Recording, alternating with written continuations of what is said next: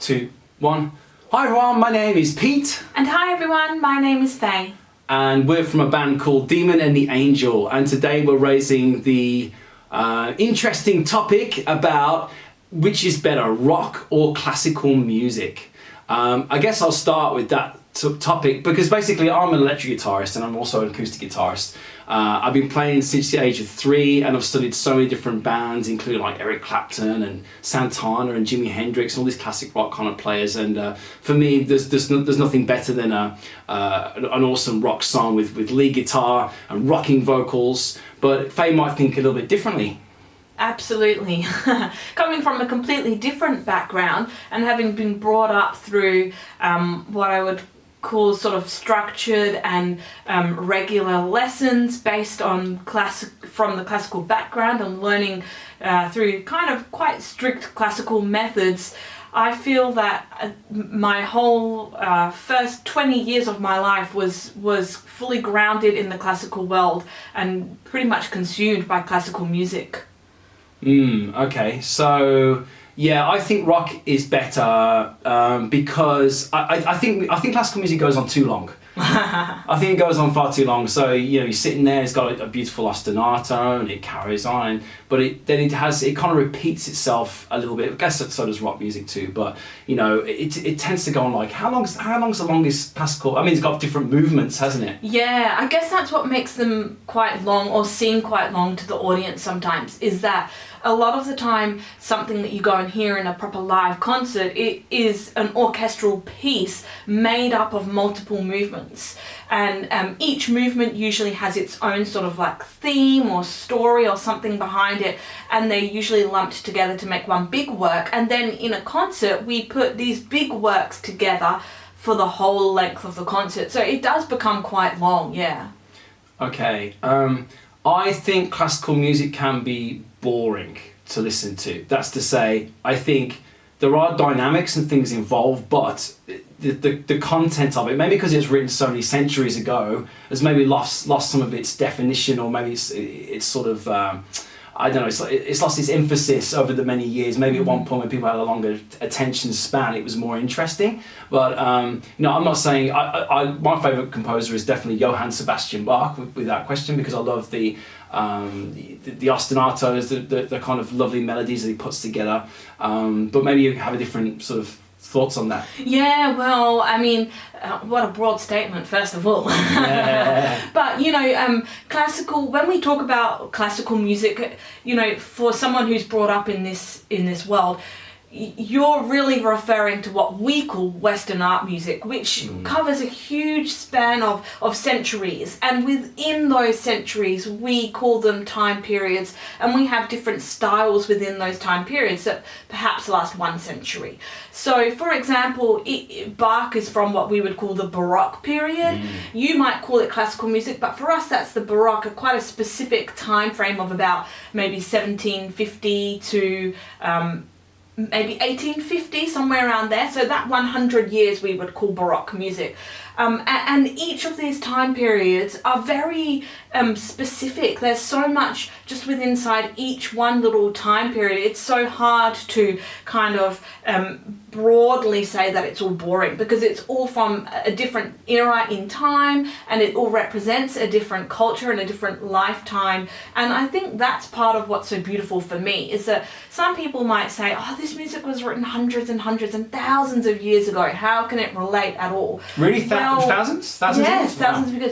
because that's what's so beautiful about it, that music is always just a form of communication, and it communicates and expresses feelings and beliefs and emotions and the state of society at that time. And that's what's so awesome about it when you play it, is that you're not really just playing some notes. You're delving into a different time, a different era, where what you're portraying reflected the culture, the society, the politics, and all sorts of things. Even the architecture, the way the Baroque architecture was, is very similar to how Baroque music was too. Really elaborate. They used all the ornamentation, and you know, we don't compose like that now. The same as we don't build buildings like that now. But there's something beautiful about going back and exploring that time in history.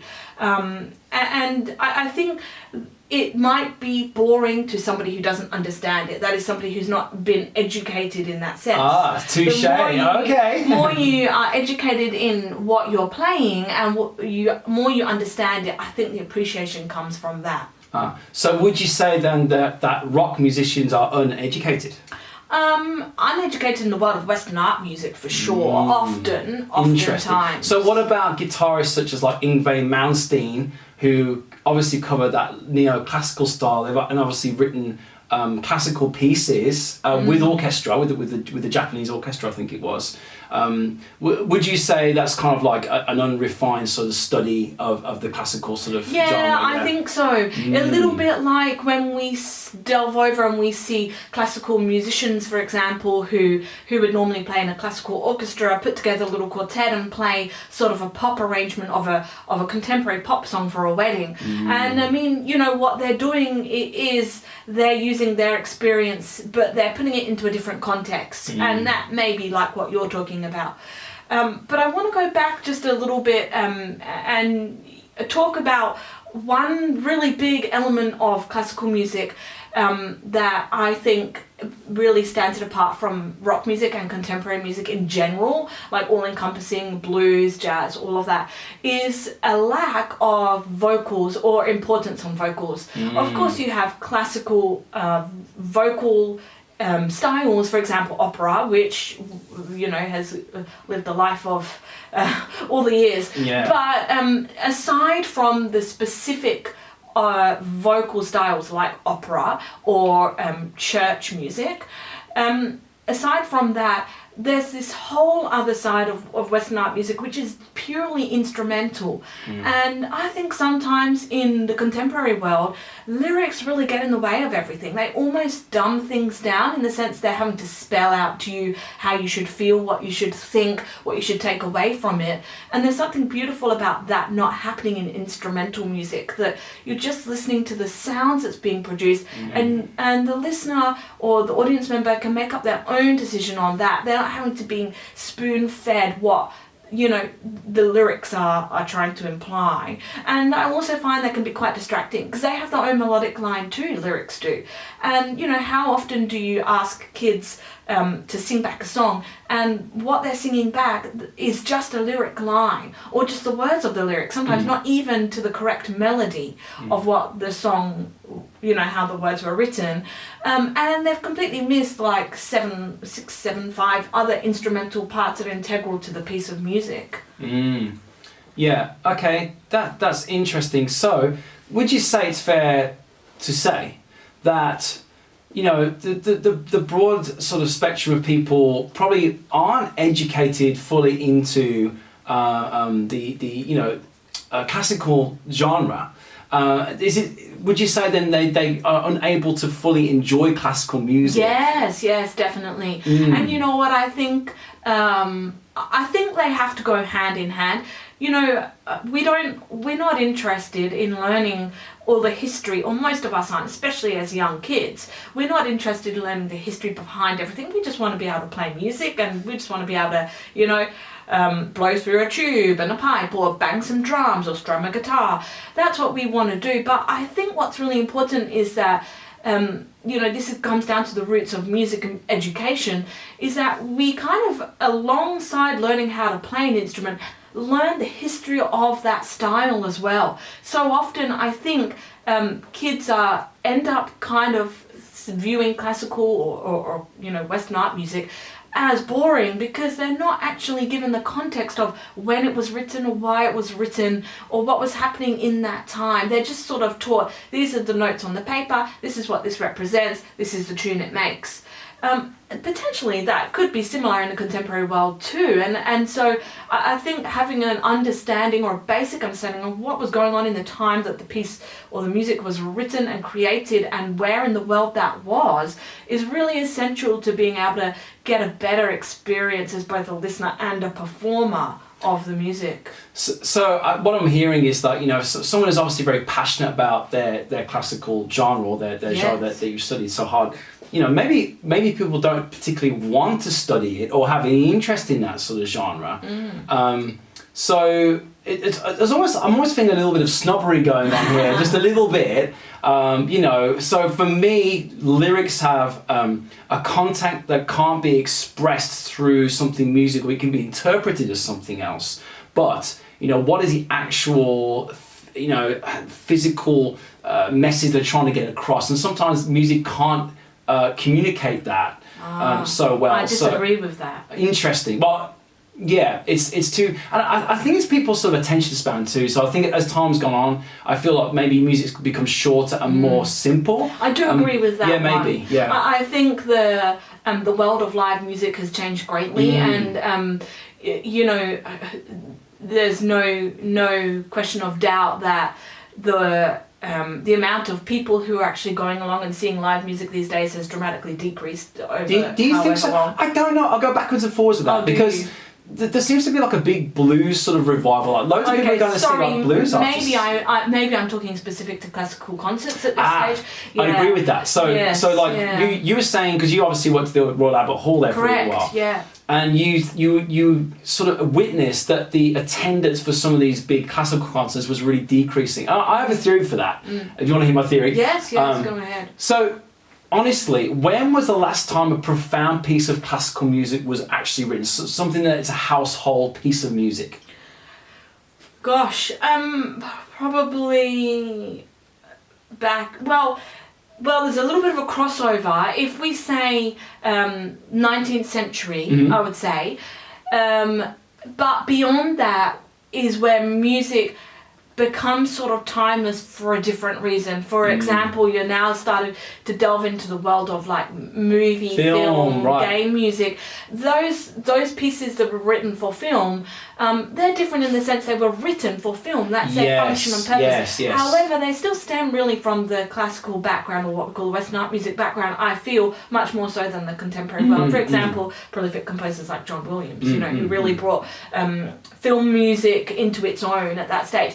And those pieces are well known. I mean, however, the next generation may not know them and may not be exposed to them now. So beyond film and TV and computer game music, when was the last time, say a Beethoven symphony type of piece was actually written? It's a household name. When was the last time? Well, I would say the 19th century. So ancient then, really, when you think about it. Yes, or really old. Well, so I wouldn't call 19th century ancient. It's 2025, so it's old. It's really, really old when you think about it. But for me, going to see a piece of classical music, you're going to expect music that's a household sort of study. You know, it's going to be Rachmaninoff, or it's going to be Bach or Beethoven or something like that. Not always, but that has been driven by the audience's the audience demand. Yes. So, you know, I've sat in on board meetings with the marketing team and ticketing team and whatnot, management team behind professional orchestras, and heard them discuss this. And they say both in terms of finances and also in terms of popularity, they may be able to chuck a concert in there that is all new. So that means it's contemporary in the sense that it's more recent things that have been played, or that whole program might not have any composer who is particularly well known or particularly recent in it. So they would almost write that concert off. And then they would need to have a certain amount of concerts either side of that contain a really standard, like meat and potatoes kind of Western art music composer, like Beethoven, Brahms, Bach, you know, Debussy, anyone more well known, because they know that they can do more of those concerts, get more money, get more people coming, and that covers the losses of the concerts where people or music is being performed by composers who are not as well known. Yeah. Yes. Yeah, interesting. For me, it's like going to watch a cover band. You know, so the music's great, but it's been reproduced so many different times in so different ways that it's kind of like repetitive in the fact that I think that's why they're losing audiences. You know, it's not changing, it's not modifying itself to be more current, more modern. And like the other thing that I think is interesting as well is that the guitar has developed in so many different ways since the 1950s. And electric guitar is a very, very new instrument. Well, exactly. It's very, very new. But the amount of different ways it's been used, the sounds it produces, the different effects, I think it's kind of come to a bit of a standstill personally. I mean, what's happened now is that guitars have expanded their range, so now you get 7-string guitars, 8-string guitars, that sort of thing. But it's kind of delving more into the bass range of a bass guitar. So it's something that is interesting, but for me, there's already so many things to explore on just a 6-string guitar that it's it's enough. But what I'm trying to say is that something like a flute or a violin, it's the experimentation doesn't seem to be there in the same way. It's kind of like an industry. It's established. It's very. Yeah, but I would say the development of the instrument continues to progress. I mean, the way that they are manufactured changes, the materials that are being used changes, and also similar to what you're saying about developing basically essentially the range of the instrument. That is continuing all the time. I mean, look at the standard Western flute right now. We've got piccolos, we've got flutes, we've got alto flutes, we've got bass flutes, we've got contrabass flutes, we've got, sub-contrabass flutes. Oh, so by the way, Faye is the flautist of the group, so that's why she knows a lot about flutes. Yes. But these instruments are constantly being expanded, and the tonal qualities of them are changing all the time, both because of sort of like performers pushing the boundaries a little bit. For example, you will, if any of you have watched some of our videos, you'll have seen some mic extended techniques, things like overblowing and there's like beatboxing, right, which was a thing vocal a couple of years effects ago. at the same time, right. fingering, different alternative fingering, harmonics, all these sorts of things. Just every couple of years something new will come out and something will change, as to are the materials / the manufacturing process, which changes ever so slightly the tonal qualities and possibilities of the instrument, and also potentially the tuning possibilities. So things are changing, but they're probably just at a little bit more of a micro scale in comparison to the guitar, which is such a new instrument. I mean, you look at the piano, or the pianoforte as we call it now, that is used in the piano that's used in an orchestral setting. I mean, prior to that, we had things like the harpsichord and the celeste. Yes, that's all done by the by, isn't it? But this is over the span of hundreds of years. The guitar is still catching up. It's only been around for such a short amount of time. That's true. Like, defending classical music a little bit, actually guitars are not very in tune. They're actually not very well tempered because of the frets. So when you put a guitar in with an orchestra, maybe barring like a classical guitar, like an electric guitar, it sounds out of tune, and that's because it's actually tuned to different hertz as well than an orchestra. This is tuned to like 440 hertz. Right. I think isn't it, orchestra is more 442. Well, it depends on your location. I think typically our stance is similar to the American, which is 441. Yes. But I believe in Europe they use different hertz of tuning. But it is a little similar with certain instruments in the classical Western music world as well. In that, for example, on the flute there are certain notes that are always just slightly out of tune, and as a performer and a player, you have to learn which notes you have to change your tuning to. And this changes depending on who you're playing with. For example, if you're going to be playing with brass instruments, it may well be that you need to always tune down just a little bit, whereas opposed to playing with string instruments or something, which always tend to be on the more higher range. So you're always listening out to this, and everything's always changing. You look at oboes are incredibly hard to tune, which is why the orchestra actually tunes to the oboe, because the oboe, once it's in tune and they've got their reed and they're happy, they're not moving. So we will tune to them. So every instrument has its shortcomings, shall we say. Yeah. Yeah, there's lots of things we could talk about on that subject, but I think that's all part of like the study of being in an orchestra. You learn the ins and outs as you do with being in a band. I was just going to say, I think it's just the study of or experience of playing with other people and other musicians. Yes. It sounds as though, really, from our long discussions, is that musicians are all kind of the same. Doesn't matter if they're jazz or classical or rock. They all have the same kind of hang-ups, and they all have the same sort of hierarchies within the groups. You know, for example, you told me about a story of you becoming first chair in an orchestra and how the pressure of that. I mean, you have to play those notes perfectly. Oh yeah. I will say that in a band you can get away with one or two duff notes. As long as you keep going and it's loud, unless you make a face or something. So would you say that being in a rock band, you're actually less talented than studying something like in an orchestra, like a piano or a? I know I don't want to lose a lot of friends, so I'll play it cool. I don't think it's less talented. It's talented in a different way. Good one. There's a talent about being. It's really hard to answer that this sort of talk about this sort of topic, because in their own respect, everyone within the orchestra is a good performer. You look at professional or even semi-professional orchestras, everyone in there is a good performer and most likely are pretty damn good at playing solo and performing in front of people. However, it's a very different way of performing and engaging with the audience than it is to being up there in part of a contemporary band and in that different setting where people are loud and rowdy and up and about and high energy level. In a classical concert, we don't see that so much. Everyone's a little bit more scaled back and contained within themselves, and the energy is different. You still have to perform to your audience and you still learn that art of performing. Yes. But it is different. And when you're within a big group, the spotlight's not on you in that sense anymore. True. So it's all just about the way you feel you fit and you gel with the orchestra. For example, we all know that within the orchestras, there are some players that really stand out in the way they move, or they're just, your eyes are really drawn to them. Right. There are other players that don't. And like I say, I'm sure that every player in the orchestra could perform solo beautifully and really engagingly. However, it's just very different to being on stage to a high energy level audience, a festival type of energy where there's other influences like alcohol and drugs and smoking and things like that. They all bring a different element to the energy that you get from a sitting down audience. And a different level of pressure, a different type of pressure too.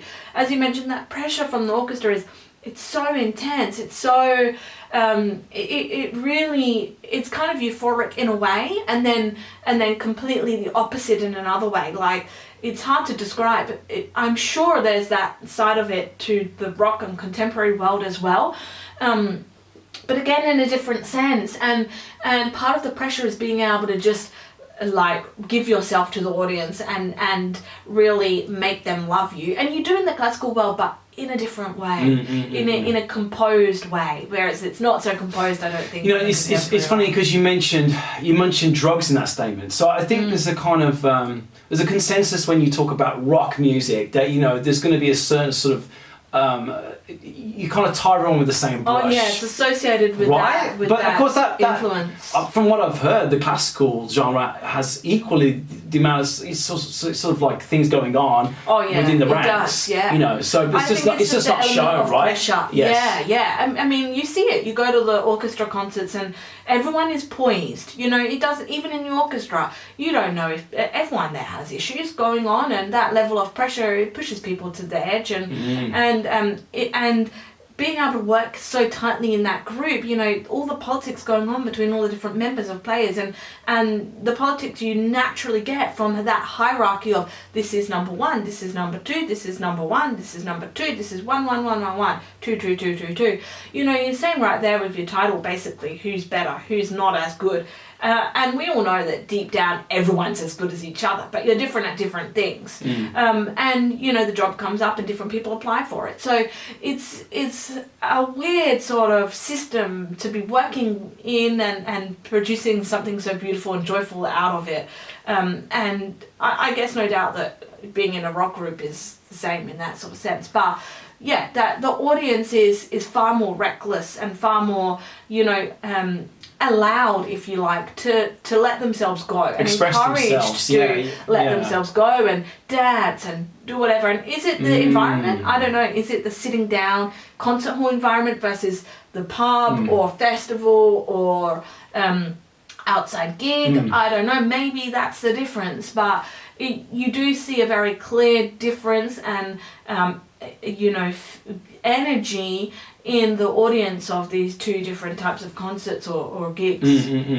Yeah. It's interesting, isn't it? I was just thinking when we were talking about performances and things, like how people react currently to performers. It's changed. So when I first started in, like, say, I don't know, like the 90s or the 2000s or something like that, everyone would, when someone would finish a song, you would always... yeah. Now, that's been maintained through the classical world, because I know for a fact, you see and watch a classical gig, everyone will...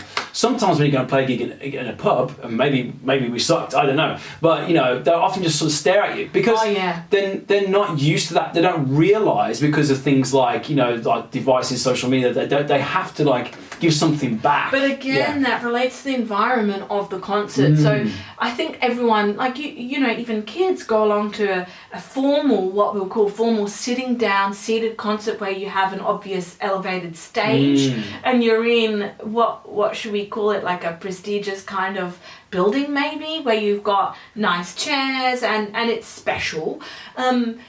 Everyone gets those what do we call them, like cues, like cultural cues to clap.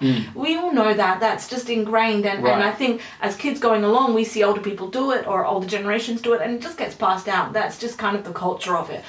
Being in an environment where you are in a pub or you are at a festival, there's the feeling isn't there that you have to do those things, because you are encouraged to let go, be free, do whatever, go get a drink, eat while it's on, the gig's on, chat to your mates. True. You're encouraged to do all of that sort of stuff, and that's kind of maybe what some people view as the downside of letting the audience go a little bit more, whereas this kind of this classical world of everyone must be quiet, everyone must sit still. In the classical world, sometimes people get grumpy if you've got your hat on in the audience. Yeah, true. You really should take off your hats before you go into the concert hall. Could you imagine someone telling you to take your hat off at a rock gig? Of course, yeah. So straight away, there's a huge difference and divide in the influence of the environment and the culture of that performance space, I think. All right, so I think we'll have closing statements then. Okay. We've covered a few things, not everything, but it's interesting to talk about these different things. I think it's fair to say that both genres have their merits. Yeah, I agree. I enjoy sitting and watching classical concerts as much as I do watching a rock gig. I think I feel more excited at a rock performance generally. I'd like to see some more rock bands and things in, let's say, the charts, whatever that is, playlists and whatnot, because there's really not that many really awesome bands you'll see, put into the limelight, and that's the way things like Spotify and whatnot. Well, that's a conversation, that's another podcast for another time.